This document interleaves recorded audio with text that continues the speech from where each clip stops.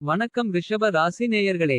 சுக்கிரனை ராசி அதிபதியா கொண்ட உங்களுக்கு இந்த 2026 எப்படி இருக்க போகுதுன்னு பார்ப்போம். பொதுவாகவே நீங்க எதையும் நிதானமா யோசிச்சு செய்யுறவங்க. ஆனா இந்த வருஷம் உங்க நிதானத்தோட கொஞ்சம் வேகத்தையும் சேர்த்தாகணும்.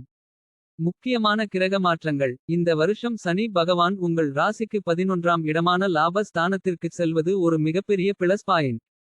அதேபோல குரு பகவான் 3 மற்றும் 4ஆம் இடங்களுக்கு மாறுவது உங்கள் வாழ்க்கையில சில முக்கிய மாற்றங்களை கொண்டு வரப்போகுது. பணவரவை பொறுத்தவரை இந்த வருஷம் ஏறுமுகம் தான்.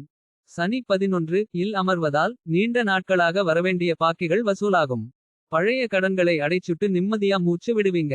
ஆனா குரு 3 இல் இருக்கும் வரை ஆடம்பர செலவுகளை கொஞ்சம் குறைச்சுக்கிறது நல்லது. வேலையில சின்ன சின்ன போட்டிகள் இருக்கலாம். ஆனா பயப்படாதீங்க. உங்க விடாமுயற்சிக்கு ஏத்த பதவி உயர்வு ப்ரமோஷன் கண்டிப்பா கிடைக்கும். புதுசா தொழில் தொடங்க நினைப்பவர்களுக்கு மார்ச் மாதத்திற்கு பிறகு நல்ல காலம் பிறக்கும்.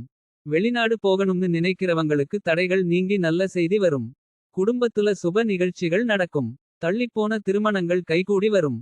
கணவன் மனைவிக்கு இடையே சின்ன சின்ன மனஸ்தாபங்கள் வந்து போகலாம். அதை பெருசு பண்ணாம விட்டுக் கொடுத்து போங்க.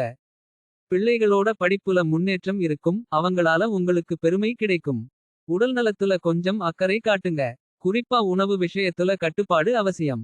சின்னதா வயிறு சம்பந்தப்பட்ட பிரச்சனைகள் வரலாம். அதனால வெளியிடத்து சாப்பாட்டை கொஞ்சம் தவிர்த்துடுங்க. மாணவர்களுக்கு இது ஒரு பொற்காலம். போட்டித் தேர்வுகளில் வெற்றி பெறுவீங்க. பெண்களுக்கு குடும்பத்துல மதிப்பும் மரியாதையும் கூடும்.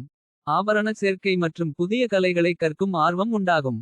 உங்க ராசி அதிபதி சுக்கிரன் என்பதால் வெள்ளிக்கிழமைகளில் மகாலட்சுமிக்கு நெய் தீபம் ஏற்றி வழிபாடு செய்யுங்க. சனிக்கிழமைகளில் முதியவர்களுக்கு உங்களால் முடிந்த அன்னதானம் செய்யுங்க. சனி பகவானின் அருளால் லாபம் பெருகும்.